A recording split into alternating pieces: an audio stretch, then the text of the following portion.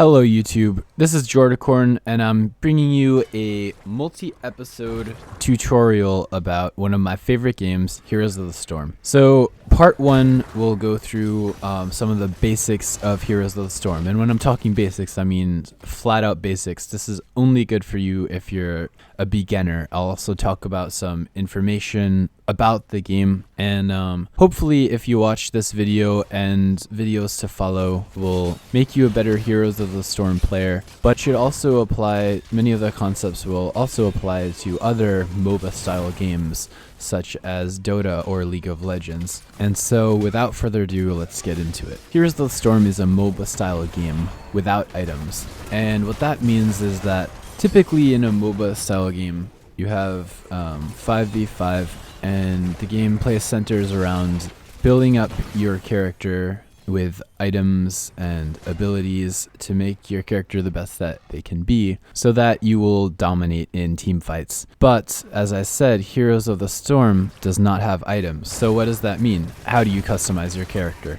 In Heroes of the Storm, you customize your character using talents. So in Heroes of the Storm, as well as other MOBA games, there are abilities, and so in HOTS you have 3 basic abilities: your Q, your W, and your E, and also 1 ultimate. And so as you level up, as you go through the levels, you'll be able to upgrade these abilities and change what they do. So based on what you choose, it will affect the way that you interact with your team and with your enemies. So typically in a game like League of Legends or Dota, you will have a shop from which you can purchase a variety of items to help your build and change what your skills do or buff your attributes. But in Heroes of the Storm, there isn't any such thing. The way that you make your build better is by leveling up and enhancing your abilities.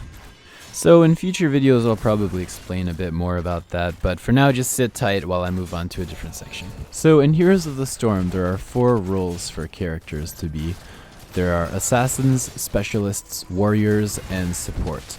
Assassins typically are more squishy, they deal a large amount of damage, and they have what's called an escape, and so they can sort of jump in, deal a whole lot of damage, and then jump out. They're good for targeting specific characters in team fights and killing them very quickly. Assassins, they can range obviously from easy to hard. Harder ones are usually more squishy and require that you land a specific set of abilities in specific order, resulting in a combo that will deal the max damage. So that is, for example, Kerrigan. Kerrigan has some... She can deal an incredible amount of damage, but it basically requires that you use your Q ability, which grabs the enemy towards you and then stuns them with spikes, but those have a delay, so it's really kind of hard, and she is listed as a hard character. Raynor, on the other hand, deals a ton of damage, and his abilities are very simple. He only really has 2 abilities that you have to memorize because his E activates automatically. His Q is a knockback. His W is something that helps your teammates in team fights and gives them attack speed.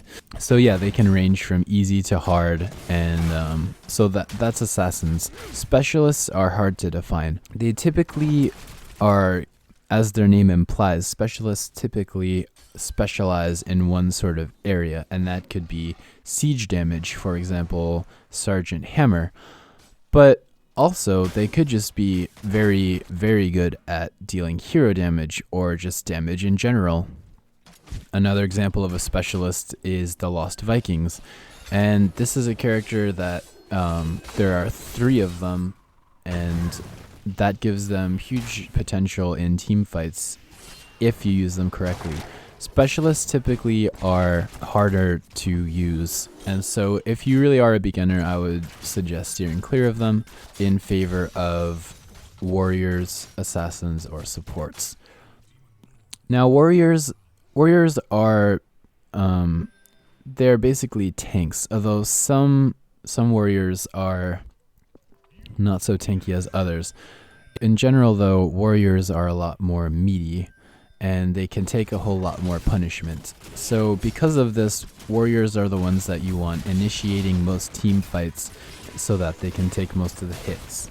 And finally, supports. Supports are the characters that you want to protect as your team because they either give you buffs, they heal you, or they damage the other team significantly, but they are very squishy.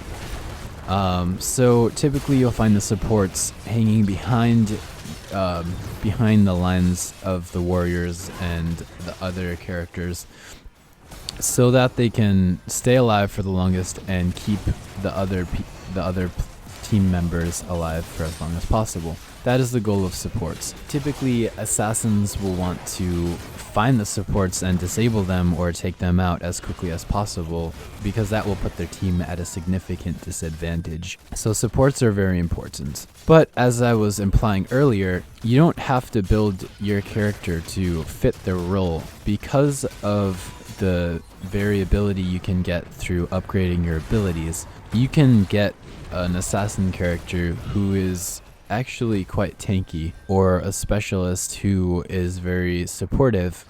So yeah, there's definitely hybrids. It all depends on how you build your character.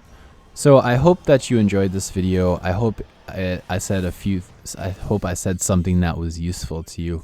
If you liked the video, or if there was something you didn't understand, or any questions you have, feel free to comment in the section below. And while you're down there, why not hit the like button? In the next video, we'll talk some about a concept that is familiar to all MOBA games, and that is laning. And we will talk about that next time, so stay tuned. This is Jordicorn, wishing you all a Happy New Year.